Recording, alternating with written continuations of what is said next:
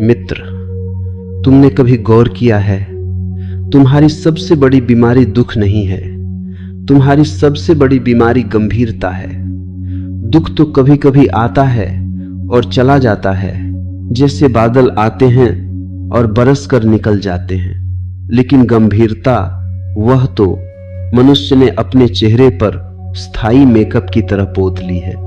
तुम हंसते भी हो तो ऐसे जैसे कोई अपराध कर रहे हो, तुम खेलते भी हो तो ऐसे जैसे परीक्षा दे रहे हो, तुम प्रेम भी करते हो तो ऐसे जैसे कोई सौदा कर रहे हो, और फिर तुम कहते हो जीवन ठीक नहीं है। मैं तुमसे कहता हूं, जीवन कभी गलत नहीं होता। गलत तो तुम्हारा देखने का ढंग होता है। जीवन तो एक नृत्य है, एक संगीत है, तुमने उसे गणित बना दिया है। जीवन तो बहाव है, तुमने उसे नियंत्रण बना दिया है। जीवन तो मस्त है, तुमने उसे मस्तिष्क का बोझ बना दिया है। मस्त रहना सीख लो और देखोगे सब अपने आप ठीक होने लगता है, क्योंकि ठीक होना कोई लक्ष्य नहीं है। ठीक होना तो स्वाभाविक स्थिति है। जब तुमने अपने भीतर की उलझने, अपने भीतर के झूठे संघर्ष, अपने भीतर की अनावश्यक कड़वाहटें छोड़ दी, तुम जितने तनाव में हो उतने ही गलत हो, और तुम जितने सहज हो उतने ही सत्य के करीब हो। लेकिन तुम सोचोगे मस्त रहना, जब जिंदगी में इतनी परेशानियां हैं। हाँ, वही तो मैं तुमसे कहता हूं, मस्त रहना परेशानियों के न होने की शर्त पर नहीं है। मस्त रहना जीवन के प्रति तुम्हारी दृष्टि है। दुखी आदमी भी नाच सकता है और सुखी आदमी भी रो सकता है। सब कुछ परिस्थितियों का नहीं, सब कुछ चेतना का है। एक जैन गुरु था, उसके आश्रम के बाहर एक युवक रोज आता और रोता। लोग पूछते, क्यों रोते हो? वह कहता, जीवन व्यर्थ है, कुछ नहीं बचता। एक दिन गुरु ने उसे बुलाया। गुरु ने कहा, तू रोज रोता है, आज हंस। युवक ने कहा, कैसे हंसू, जीवन में हंसी कहां? गुरु ने कहा, अच्छा तो रो भी मत, बस बैठ। युवक बैठ गया। गुरु ने कहा, रोने के लिए तुझे कारण चाहिए, हंसने के लिए भी कारण चाहिए, लेकिन बैठने के लिए कोई कारण नहीं चाहिए। युवक पहली बार चुप बैठा। कुछ क्षण बाद उसकी आंखों में आंसू भी रुक गए। फिर अचानक बिना कारण वह मुस्कुरा दिया। गुरु ने कहा, देखा, कारण तो मन का खेल है, मस्तिष्क कारणों पर चलता है, मस्ती बिना कारण होती है। तुमने कभी बच्चों को देखा है? वे क्यों मस्त रहते हैं? उनके पास तो बैंक बैलेंस नहीं, पद नहीं, प्रतिष्ठा नहीं, फिर भी वे ऐसे हंसते हैं जैसे पूरी दुनिया उनकी है। कारण उनके भीतर मैं का भारी पत्थर नहीं होता। अहंकार जितना हल्का उतनी मस्ती, अहंकार जितना भारी उतनी उदासी। तुम दुखी नहीं हो, तुम बस अपने आप को बहुत महत्वपूर्ण समझते हो। तुम्हारा दुख अक्सर यही कहता है, मेरे साथ ऐसा क्यों हुआ? और यह प्रश्न ही गलत है। जीवन कोई अदालत नहीं जहां न्याय हो। जीवन तो एक रहस्य है जहां घटनाएं होती हैं। कभी फूल खिलते हैं, कभी पत्ते गिरते हैं। क्या पत्तों को शिकायत है? क्या फूलों को घमंड है? दोनों सहज हैं। तुम ही अकेले प्राणी हो जिसने सहजता खो दी है। एक सूफी फकीर था, मस्त मलंग। राजा ने उसे बुलाया। राजा ने कहा, लोग कहते हैं तू बहुत खुश रहता है, तेरे पास है क्या? फकीर ने कहा, मेरे पास कुछ भी नहीं, इसलिए मैं खुश हूं। राजा चौंका, कुछ भी नहीं और खुश? फकीर हंसा, हाँ महाराज, आपके पास सब कुछ है, इसलिए आप डरे हुए हैं। जितना ज्यादा उतना डर कहीं खो न जाए। मेरे पास खोने को कुछ नहीं, डर को पकड़ने की जगह ही नहीं। राजा ने कहा, तो क्या मैं सब छोड़ दूं? फकीर ने कहा, चीजें मत छोड़ो, पकड़ छोड़ो।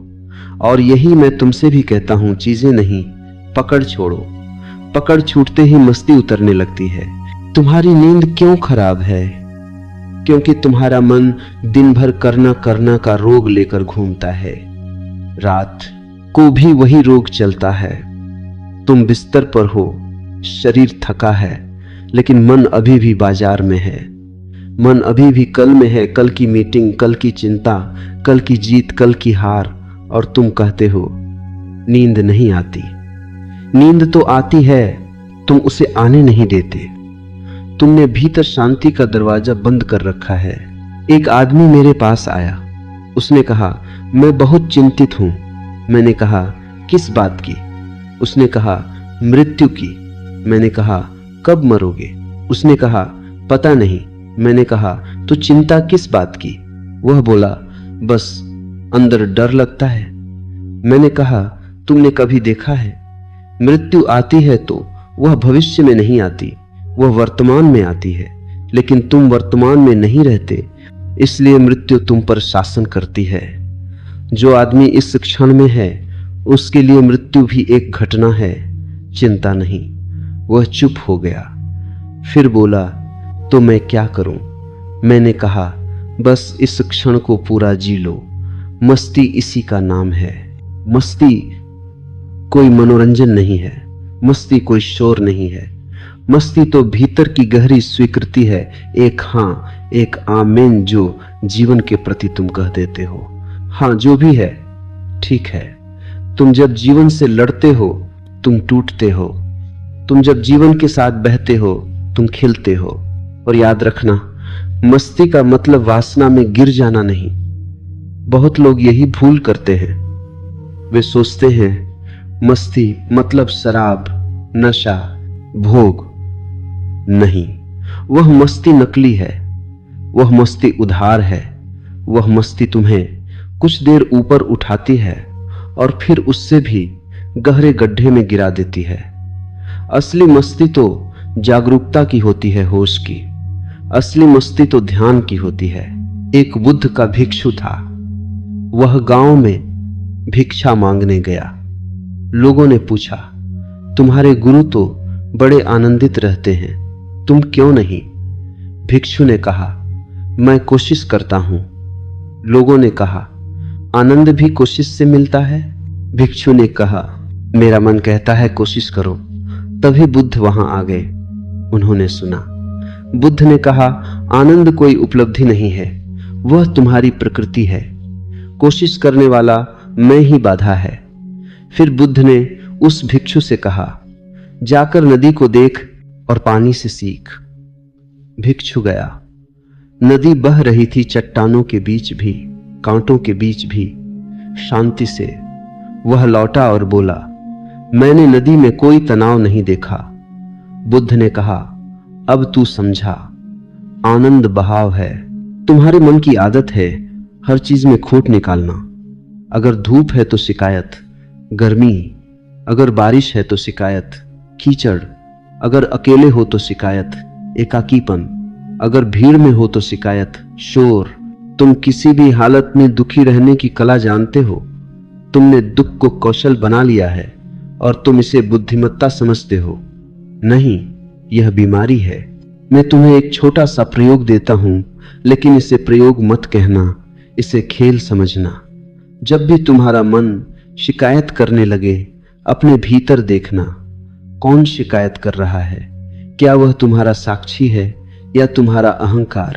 साक्षी कभी शिकायत नहीं करता, साक्षी बस देखता है। अहंकार ही हर समय कहता है, मेरे साथ ठीक नहीं हो रहा। और जरा ध्यान रखना, अहंकार को हमेशा केंद्र चाहिए। वह स्वयं को दुख का केंद्र बना लेता है। तुम्हें लगता है तुम दुखी हो, वास्तव में तुम्हारा अहंकार दुखी होने का अभिनय कर रहा है ताकि तुम उसे महत्वपूर्ण समझो। एक दिन एक आदमी बहुत दुखी होकर एक फकीर के पास पहुंचा। उसने कहा, मुझे शांति चाहिए। फकीर ने कहा, पहले अपना दुख यहां रख दे। आदमी बोला, दुख कैसे रख दूं? फकीर ने कहा, तो फिर शांति कैसे लोगे? आदमी चुप। फकीर ने कहा, तुम दुख को छोड़ नहीं रहे, क्योंकि दुख में भी तुम्हारी पहचान है। तुम दुखी हो, इसलिए तुम किसी हो। अगर दुख चला गया तो तुम कौन रहोगे? आदमी कांप गया। यही डर है, द उख छोड़ना, मतलब अपने झूठे मैं को छोड़ना। मस्ती का पहला कदम है अपने झूठे मैं से थोड़ी दूरी बनाना, और दूरी बनते ही तुम देखोगे भीतर एक आकाश है, खुला, निर्मल। उस आकाश में विचार आते हैं, जाते हैं, भाव आते हैं, जाते हैं, इच्छाएं उठती हैं, गिरती हैं, लेकिन तुम उनसे अलग हो।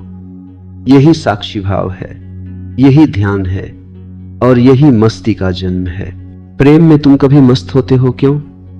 क्योंकि प्रेम में तुम थोड़ी देर के लिए मैं भूल जाते हो। तुम किसी को देखते हो और भीतर एक संगीत बजने लगता है। तुम्हें कारण नहीं पता, तुम बस बहते हो, लेकिन फिर मन आता है और प्रेम को भी नियंत्रण बना देता है। फिर तुम कहोगे वह मेरा है, वह मेरी है, और वहीं से दुख शुरू होता है। प्रेम में भी गंभीरता घुस जाती है, फिर ईर्ष्या, फिर भय, फिर शक, और मस्ती मर जाती है। मैं कहता हूं प्रेम को भी पूजा की तरह लो, मालिकाना नहीं। प्रेम को स्वतंत्रता दो। जो प्रेम स्वतंत्रता देता है वह आनंद देता है। जो प्रेम बांधता है वह कारागार बनता है। और वासना गलत नहीं है, लेकिन वासना अगर होश के बिना हो तो तुम गिरोगे।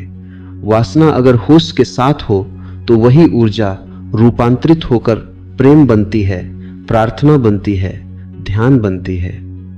ऊर्जा एक ही है, बस दिशा बदलती है। मस्ती का अर्थ है ऊर्जा को बिना विकृति के बहने देना। कभी तुमने देखा है जब तुम बहुत डरते हो तब तुम सिकुड़ जाते हो? शरीर भी सिकुड़ता है, सांस भी सिकुड़ती है, आंखें भी सिकुड़ती हैं। डर संकुचन है और मस्ती विस्तार है।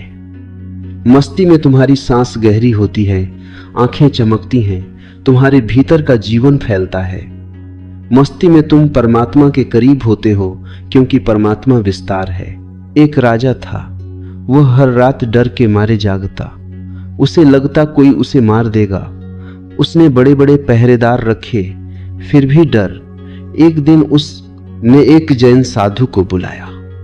साधु ने कहा, तू मरना नहीं चाहता? राजा बोला, कौन मरना चाहता है? साधु हंसा, तू अभी ही मर, अपने मैं को मरने दे। राजा घबरा गया। साधु ने कहा, जो आदमी अपने अहंकार को मार देता है उसे कोई नहीं मार सकता, क्योंकि फिर बचता ही कौन है। राजा को बात चुभी। उसी रात उसने पहली बार ध्यान किया, सिर्फ बैठकर, सांस देखकर। पहली बार उसे लगा मैं विचार नहीं हूं, और उसी क्षण उसका डर थोड़ा पिघला। मस्ती डर के पिघलने का नाम है। तुम पूछोगे तो मस्त कैसे रहे? मैं कहता हूं किसी तकनीक से नहीं। तुम मस्ती को पकड़ नहीं सकते, तुम बस गंभीरता को छोड़ सकते हो। जैसे अंधेरा हटाया नहीं जाता, दीपक जलाया जाता है। गंभीरता अंधेरा है, होश दीपक है। जब तुम सुबह उठो, थोड़ा मुस्कुराओ बिना कारण। मन कहेगा पागल हो, कह देना हाँ ठीक है। मन को पता ही नहीं कि पागलपन में भी एक दिव्यता है। जितना आदमी समझदार होने की कोशिश करता है उतना नीरस हो जाता है। जीवन की रसधाराएं बहती हैं उन पर जो खेलना जानते हैं। मैं तुमसे कहता हूं हंसो, लेकिन हंसी भी भीतर से हो, अभिनय मत। रो भी तो पूरे रो, जो भी करो पूरे करो। अधूरा मन दुख देता है, पूरा मन शांत करता है।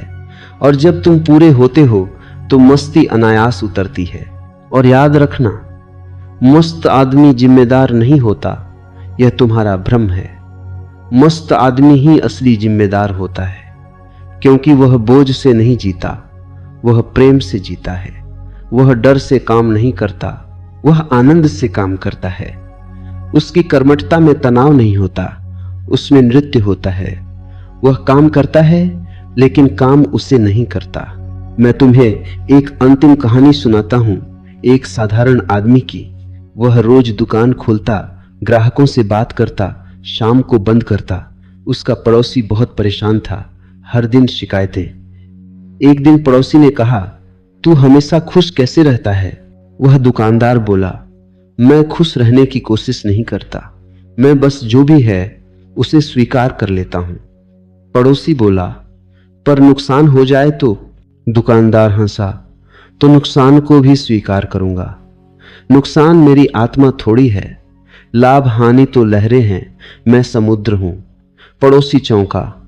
दुकानदार ने कहा, तू लहरों को पकड़कर बैठा है इसलिए दुखी है। समुद्र बन, मस्त हो जा। बस यही मेरा संदेश है। लहर मत बनो, समुद्र बनो। विचार मत बनो, साक्षी बनो। पकड़ मत बनो, बहाव बनो। गंभीर मत बनो, मस्त बनो। और तब तुम देखोगे सब अपने आप ठीक हो रहा है, क्योंकि तुम भीतर से ठीक हो गए। मित्र, जब मैं मस्त रहो कहता हूं तो तुम सोचते हो यह कोई सतही बात है, जैसे किसी ने कहा हो चिंता मत करो। लेकिन मैं तुम्हें कोई दिलासा नहीं दे रहा, मैं तुम्हें भीतर का विज्ञान दे रहा हूं। मस्ती कोई मनोवैज्ञानिक ट्रिक नहीं है, मस्ती तो आध्यात्मिक क्रांति है। क्योंकि जिस दिन तुम सच में मस्त हो जाते हो, उसी दिन मन तुम्हारे ऊपर राजा नहीं रहता। उसी दिन तुम्हारी जिंदगी की कमान तुम्हारे अहंकार के हाथ से गिरकर तुम्हारी चेतना के हाथ में आ जाती है। और यह बहुत कठिन लगता है, क्योंकि तुम्हारा पूरा समाज गंभीर लोगों को सम्मान देता है। यहां हंसता आदमी हल्का माना जाता है, यहां नाचता आदमी गैर जिम्मेदार माना जाता है, यहां ध्यानमग्न आदमी आलसी माना जाता है। और जो भीतर उतरता है उससे लोग कहते हैं यह तो दुनिया से भाग रहा है। अरे पागलो, दुनिया से भागने वाले तुम हो जो अपने ही भीतर से भाग रहे हो। बाहर की भाग दौड़ तो केवल भीतर की भागदौड़ को छुपाने का तरीका है। तुमने देखा है जब आदमी दुखी होता है तो वह महत्वपूर्ण लगता है। लोग उसे गंभीरता से लेते हैं। लोग पूछते हैं क्या हुआ? दुख एक राजनीति बन गया है। दुखी आदमी ध्यान खींचता है, इसलिए बहुत लोग अपने दुख को छोड़ना नहीं चाहते, क्योंकि फिर कौन पूछेगा, फिर कौन दया करेगा, फिर कौन उनके मैं को भोजन देगा। मस्ती अहंकार की सबसे बड़ी दुश्मन है। अहंकार को बड़ा बनने के लिए दुख चाहिए। अहंकार को मैं हूं साबित करने के लिए संघर्ष चाहिए। अहंकार को चमकने के लिए तुलना चाहिए। अहंकार को तृप्त होने के लिए प्रशंसा चाहिए।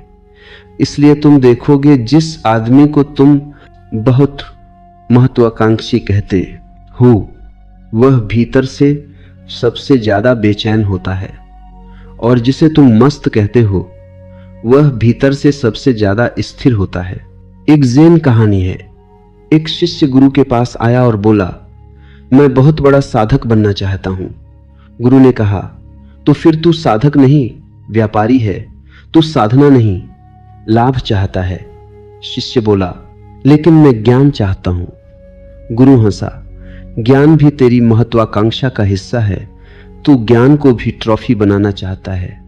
शिष्य चौंका। गुरु ने कहा, जब तू कुछ भी नहीं चाहता तब जो बचता है वही ज्ञान है। जो बचता है वही मस्ती है। मस्ती का अर्थ है इच्छा से थोड़ी दूरी।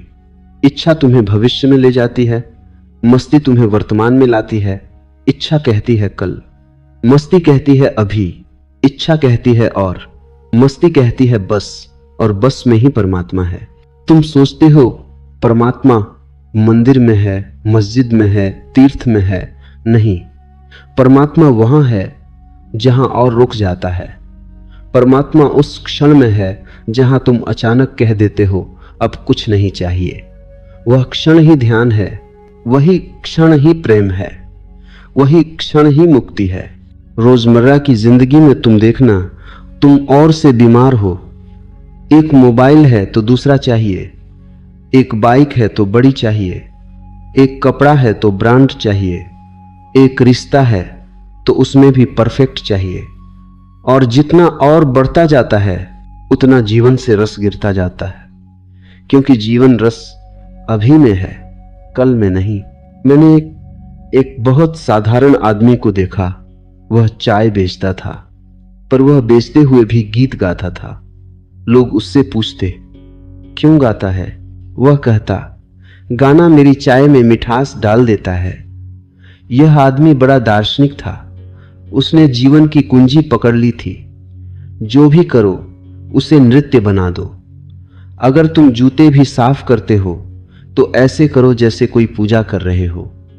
अगर तुम खानकर में यह कर पूजा कर रहे हो, आ बना रहे हो, तो ऐसे करो जैसे कोई प्रेम का गीत बना रहे हो। और फिर सब बदल जाएगा, क्योंकि तुम्हारा करने का ढंग बदल गया। वही काम जो तुम तनाव में करते हो, वही काम मस्ती में ध्यान बन जाता है। ध्यान कोई अलग चीज नहीं है, ध्यान तुम्हारे होने की गुणवत्ता है। तुम जैसे हो वैसा ही तुम्हारा ध्यान है। तुम बेचैन हो तो तुम्हारा ध्यान भी बेचैन होगा। तुम शांत हो तो ध्यान भी शांत होगा। इसलिए मैं कहता हूं, ध्यान के लिए अलग समय मत निकालो। अपने जीवन की हर गतिविधि में थोड़ा होश जोड़ो। जब तुम चलते हो होश से चलो, अपने पैरों की गति को देखो। जब तुम खाते हो होश से खाओ, स्वाद को महसूस करो।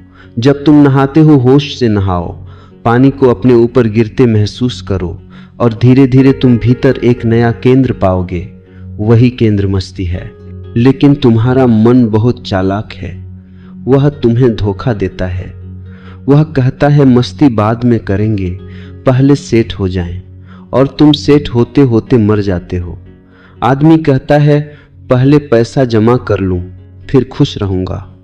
और पैसा जमा होते होते जीवन चला जाता है। आदमी कहता है पहले घर बना लूं, फिर चैन मिलेगा। और घर बनते बनते वह खुद कब्र के करीब पहुंच जाता है। आदमी कहता है पहले बच्चे बड़े हो जाएं, फिर आराम करूंगा। और बच्चे बड़े होते होते वह खुद बूढ़ा हो जाता है। यह पहले फिर की बीमारी है। मैं इसे ही संसार कहता हूं। मस्ती में पहले फिर नहीं होता, मस्ती में केवल अब होता है। मस्ती में तुम कहते हो जो भी है इसी में गीत गा लिया जाए। एक राजा था, उसे सब कुछ मिला था, लेकिन वह उदास रहता था। उसने दुनिया के बड़े बड़े विद्वानों को बुलाया। सब ने कहा धर्म करो, पुण्य करो। राजा ने किया, फिर भी उदासी। एक दिन एक फकीर आया। राजा ने कहा तुझे क्या चाहिए? फकीर बोला मुझे कुछ नहीं चाहिए, लेकिन मैं तुझे एक बात दे सकता हूं। राजा ने कहा क्या? फकीर ने कहा अपनी उदासी मुझे दे दे। राजा बोला उदासी कैसे दे दूं? फकीर ने कहा तो फिर आनंद कैसे लेना चाहता है? राजा चुप। फकीर ने कहा तू उदासी को पकड़े बैठा है, जैसे कोई खजाना हो, छोड़ दे। राजा ने कहा कैसे छोड़ूं? फकीर ने कहा उसका कारण छोड़ दे। राजा बोला कारण? फकीर ने कहा तू जीवन से बहुत अपेक्षा रखता है, अपेक्षा टूटती है तो उदासी आती है। राजा ने पूछा तो क्या अपेक्षा न रखूं? फकीर ने कहा हाँ, जीवन को ऐसा ही स्वीकार कर ले जैसा है, यही मस्ती है। स्वीकृति यह शब्द समझना। स्वीकृति का मतलब हार मान लेना नहीं। स्वीकृति का मतलब यह नहीं कि तुम प्रयास छोड़ दो। स्वीकृति का मतलब है तुम जीवन से लड़ना छोड़ दो, तुम नदी के खिलाफ तैरना छोड़ दो, तुम नदी के साथ बहने लगो, फिर प्रयास भी सहज हो जाता है। फिर कर्म भी बोझ नहीं रहता, फिर लक्ष्य भी खेल बन जाता है। तुम्हारा दुख अक्सर तुलना से आता है। तुम अपने को दूसरे से नापते हो। दूसरा ज्यादा सुंदर है, दूसरा ज्यादा अमीर है, दूसरा ज्यादा सफल है, और तुम जलते हो।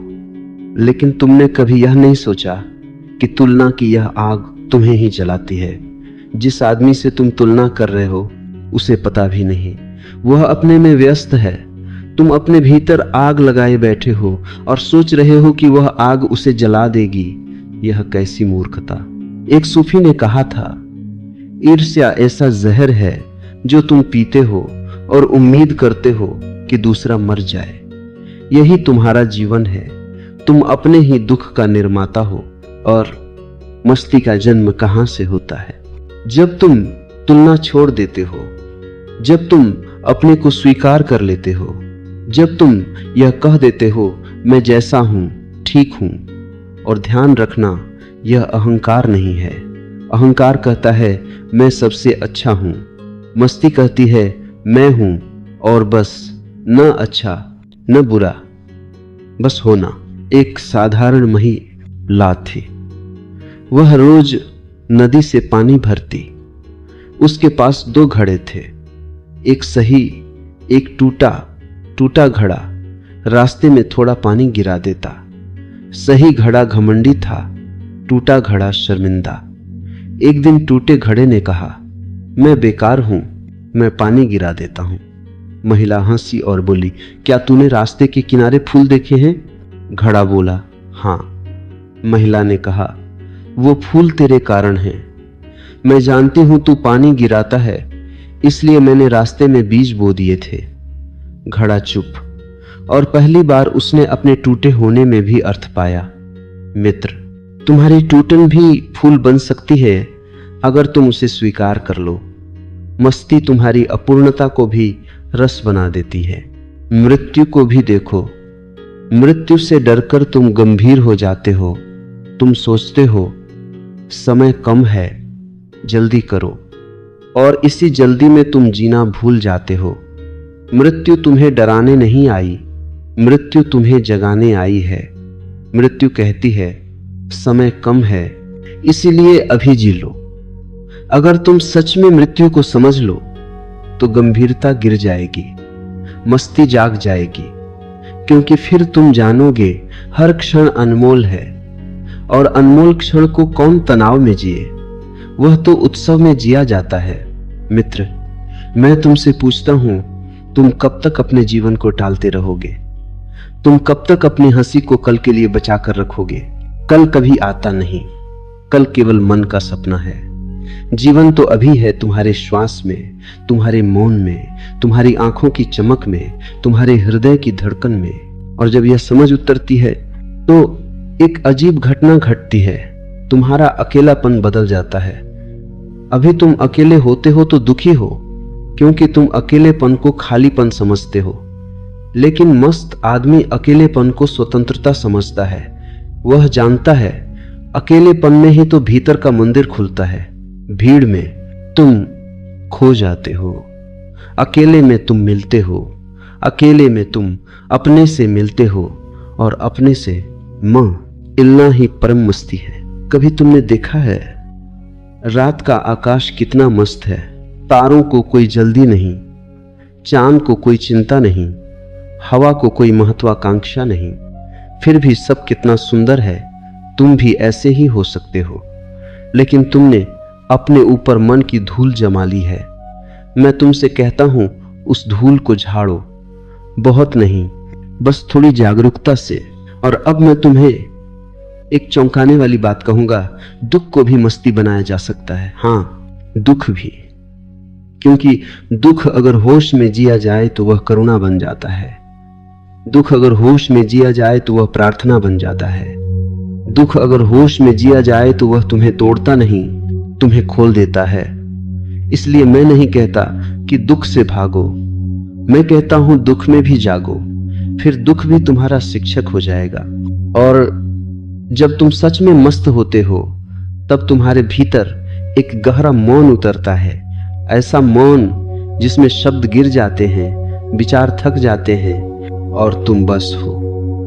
वही मौन सब अपने आप ठीक हो जाएगा का रहस्य है, क्योंकि तब तुम्हारा जीवन मन के हाथ में नहीं होता, तब तुम्हारा जीवन अस्तित्व के हाथ में होता है, और अस्तित्व कभी गलत नहीं करता।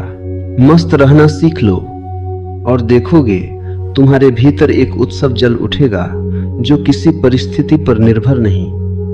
वह उत्सव तुम्हारी आत्मा की गंध है। मित्र, अब मैं तुम्हें उस जगह ले चलूं जहां शब्द भी धीरे धीरे गिरने लगते हैं, क्योंकि मस्ती का अंतिम अर्थ कोई विचार नहीं है, कोई सिद्धांत नहीं है। मस्ती तो स्वाद है। जैसे तुम शहद को समझ नहीं सकते, बस चख सकते हो। जैसे तुम संगीत का अर्थ नहीं निकाल सकते, बस उसमें डूब सकते हो, वैसे ही मस्ती भी समझने की चीज नहीं, जीने की चीज है।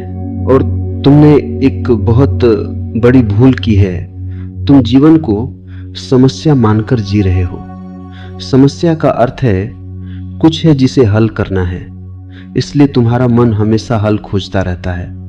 लेकिन जीवन कोई समस्या नहीं है, जीवन तो रहस्य है। समस्या का हल होता है, रहस्य का अनुभव होता है, रहस्य का आनंद होता है, रहस्य का नृत्य होता है। जो आदमी जीवन को समस्या मानकर जीता है वह स्वाभाविक रूप से गंभीर हो जाएगा, क्योंकि समस्या का हल निकालते हुए कोई नाचता नहीं, कोई गाता नहीं।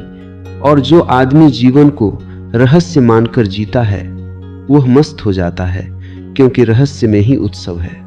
एक बुद्ध के पास एक शिष्य आया। उसने पूछा, जीवन का अर्थ क्या है? बुद्ध चुप रहे। शिष्य ने फिर पूछा। बुद्ध ने पास पड़ी एक सूखी पत्ती उठाई और उसे हवा में छोड़ दिया। पत्ती घूमती रही, नाचती रही, फिर धीरे से जमीन पर गिर गई। बुद्ध ने कहा, यही अर्थ है। शिष्य ने कहा, मैं समझा नहीं। बुद्ध मुस्कुराए। समझने वाले ही चूक जाते हैं, जिसने देखा उसने पा लिया। मित्र, जीवन का अर्थ वही पत्ती है, बहाव, नृत्य, गिरना, फिर मिट्टी बन जाना और फिर किसी और रूप में उठ जाना। इतना विशाल खेल और तुम उसे गंभीरता की जेल में बंद किए बैठे हो। मस्ती का एक रहस्य है, मस्ती हमेशा मुक्त होती है। जहां बंधन है वहां मस्ती नहीं। और सबसे बड़ा बंधन तुम्हारा कंट्रोल है। तुम हर चीज को नियंत्रित करना चाहते हो। तुम प्रेम को नियंत्रित करना चाहते हो। तुम बच्चों को नियंत्रित करना चाहते हो। तुम पत्नी को नियंत्रित करना चाहते हो, पति को नियंत्रित करना चाहते हो। तुम जीवन को नियंत्रित करना चाहते हो और तुम सोचते हो नियंत्रण से सुरक्षा मिलेगी।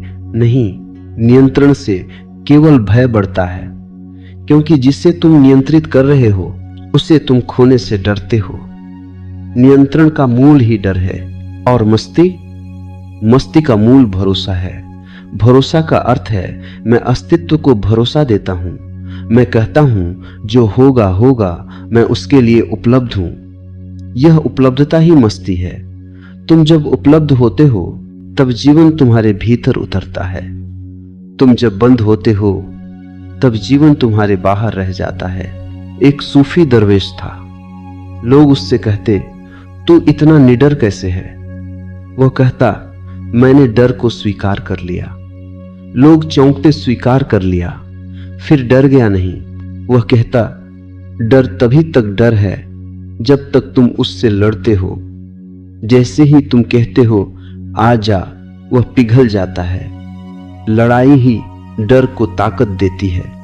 मित्र, यह बड़ी कीमती बात है। तुम्हारी गंभीरता भी तुम्हारी लड़ाई से आती है। तुम जीवन से लड़ रहे हो, तुम अपने मन से लड़ रहे हो, तुम दूसरों से लड़ रहे हो, और लड़ते लड़ते तुम्हारा चेहरा पत्थर बन गया है। मैं तुमसे कहता हूं, पत्थर मत बनो, पानी बनो। पानी जब चट्टानों से टकराता है तो चट्टान को नहीं तोड़ता, पानी रास्ता बदल लेता है, बहता रहता है। लेकिन अंततः चट्टान हार जाती है, पानी जीत जाता है। क्योंकि पानी में जिद नहीं, पानी में लचीलापन है, और लचीलापन ही मस्ती है। अब तुम पूछोगे, लेकिन जीवन में दुख है, असफलता है, बीमारी है, तब मैं कहता हूं हां हैं, और वे रहेंगे। क्योंकि जीवन का आधा हिस्सा रात है। अगर तुम केवल दिन चाहते हो तो तुम जीवन के खिलाफ हो। दिन, रात, सुख, दुख, जन्म, मृत्यु, ये सब एक ही लय के दो छोर हैं। और जो आदमी केवल एक छोर पकड़ता है वह दूसरे छोर से गिरता है। मी स्त्री का अर्थ है दोनों को स्वीकार कर लेना, दोनों में भी संगीत सुन लेना। एक जैन गुरु अपने शिष्यों के साथ पहाड़ पर जा रहा था। अचानक बारिश शुरू हो गई। एक शिष्य बोला, यह बहुत खराब है। गुरु हंसा और बोला, तेरे लिए, बारिश के लिए नहीं। शिष्य ने कहा, पर हम भीग रहे हैं। गुरु ने कहा, भीगने दे, भीगना भी तो अनुभव है। शिष्य बोला, आप तो अजीब हैं। गुरु बोला, हां, और तू बहुत सामान्य है इसलिए दुखी है। मित्र, यही फर्क है। मस्त आदमी भीगता है तो भीगने को भी उत्सव बना देता है। गंभीर आदमी धूप में भी तड़पता है। तुम्हारी सबसे बड़ी अज्ञानता यह है, तुम सोचते हो कि खुश होने के लिए परिस्थितियां सही होनी चाहिए। मैं कहता हूं परिस्थितियां कभी सही नहीं होंगी, और जब तक तुम सही परिस्थितियां खोजते रहोगे तुम गलत जीवन जीते रहोगे। जीवन का सौंदर्य इसी में है कि वह अनिश्चित है। जीवन का सौंदर्य इसी में है कि वह नियंत्रण से बाहर है, और वही नियंत्रण से बाहर होना ही परमात्मा का संकेत है। अगर सब नियंत्रण में होता तो जीवन मशीन बन जाता, और मशीन में मस्ती कहां। अब मैं तुम्हें एक राजा रानी की कथा सुनाता हूं। एक रानी बहुत उदास थी। राजा ने उसे खुश करने के लिए सब किया, हीरे, मोती, संगीत, नर्तकियां। रानी फिर भी उदास, राजा परेशान। एक दिन एक साधु आया। उसने कहा, रानी दुखी है क्योंकि वह खुश होने को लक्ष्य बना चुकी है। राजा ने कहा, यह तो अच्छी बात है। साधु बोला, नहीं, खुश होने की चाह सबसे बड़ी बाधा है। रानी को किसी और की जरूरत नहीं, उसे खेल की जरूरत है। राजा ने कहा, क्या खेल? साधु ने कहा, उससे कहो आज महल में हंसी का दिन है, आज कोई गंभीर नहीं होगा। राजा हंसा, ऐसा कैसे होगा? साधु ने कहा, बस शुरुआत करो। राजा ने घोषणा कर दी। मंत्री डर गए, राज्य का क्या होगा? लेकिन राजा ने कहा, आज एक दिन राज्य नहीं जीवन चलेगा। उस दिन पूरे महल में लोग बिना वजह हंसे, दौड़े, छुपम छुपाई खेली।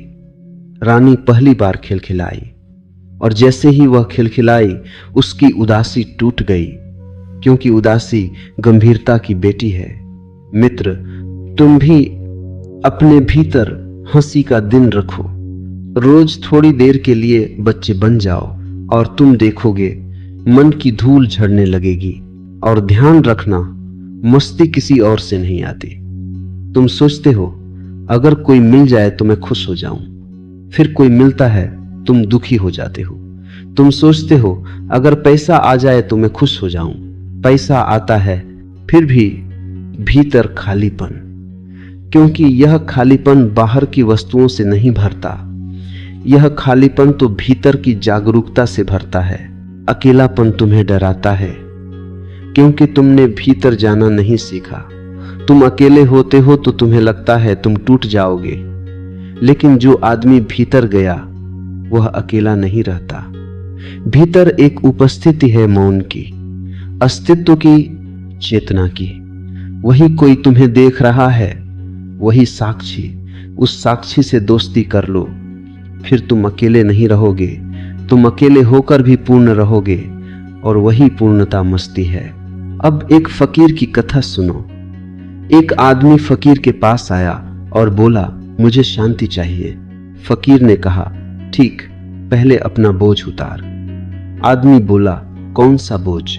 फकीर ने कहा, जो तू रोज सिर पर उठाकर चलता है, भूत, भविष्य, डर, इच्छा, तुलना। आदमी बोला, पर यह कैसे उतरेगा? फकीर ने कहा, मौन में बैठ। आदमी बैठ गया। फकीर बोला, अब बस देख, विचार आए तो देख, जाए तो देख। थोड़ी देर बाद आदमी हंस पड़ा। फकीर ने पूछा, क्यों हंसा? आदमी ने कहा, मैं इतना साल इन विचारों को सच मानकर डरता रहा, और ये तो बस बादल हैं। फकीर बोला, बस यही मस्ती है, झूठे को झूठा देख लेना। मस्ती का अर्थ है जीवन को खेल की तरह देखना।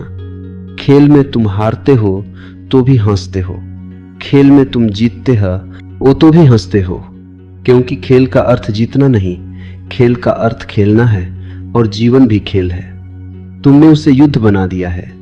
तुम हर दिन युद्ध करते हो, कभी अपने से कभी दूसरों से। युद्ध में आनंद नहीं होता, खेल में आनंद होता है। और अंतिम सूत्र मैं तुमसे कहता हूं, मस्त आदमी सही होने की चिंता नहीं करता, वह सच होने की चिंता करता है। सही होने की चिंता मन की है, सच होने की चिंता आत्मा की है। सही होने की चिंता तुम्हें कठोर बनाती है, सच होने की चिंता तुम्हें सरल बनाती है। कभी कभी तुम गलत भी हो जाओ तो क्या, गलत होना भी तो मानवीय है। लेकिन तुम इतने परफेक्शन के रोगी हो कि तुम गलती से डरते हो, और गलती से डरने वाला आदमी कभी नया नहीं सीख सकता। वो हमेशा पुरानी आदतों में बंद रहता है। मस्ती सीखने के लिए भी साहस चाहिए, क्योंकि मस्ती तुम्हें समाज की भीड़ से अलग कर देती है। तुम अलग दिखोगे, तुम मुस्कुराते दिखोगे, तुम हल्के दिखोगे। लोग कहेंगे यह तो गंभीर नहीं, और तुम हंसकर कह देना हाँ मैं जीवित हूं। और जब मस्ती गहरी होती है तो भीतर एक मौन उतरता है, ऐसा मौन जिसमें हंसी और चुप्पी एक हो जाते हैं। तब तुम बिना हंसे भी मस्त होते हो। तब तुम्हारे चेहरे पर मुस्कान नहीं, तुम्हारे होने में मुस्कान होती है। तब तुम चलते हो तो भी भीतर संगीत बजता है। तब तुम बैठते हो तो भी भीतर नृत्य होता है। तब तुम मरते हो तो भी भीतर उत्सव होता है, क्योंकि तुम जान चुके होते हो मृत्यु शरीर की है, जीवन चेतना का है। मित्र, अब मैं तुमसे एक अंतिम प्रश्न पूछता हूं। अगर यह क्षण तुम्हारा आखिरी क्षण हो तो क्या तुम अभी भी गंभीर रहोगे? अगर यह आखिरी सांस हो तो क्या तुम अभी भी चिंता करोगे? नहीं, तुम सिर्फ जीना चाहोगे, तुम सिर्फ महसूस करना चाहोगे, तुम सिर्फ होना चाहोगे। तो फिर आखिरी क्षण का इंतजार क्यों? अभी क्यों नहीं मस्त रहना सीख लो, क्योंकि अस्तित्व मस्त है। पेड़ मस्त है, हवा मस्त है, नदी मस्त है, आकाश मस्त है। केवल तुम ही दुखी हो, क्योंकि तुमने अपने को प्रकृति से अलग कर लिया है। वापस लौटो, सरल बनो, बच्चे बनो, साक्षी बनो। और जब तुम भीतर के साक्षी को पहचान लोगे, तब तुम जानोगे सब अपने आप ठीक है।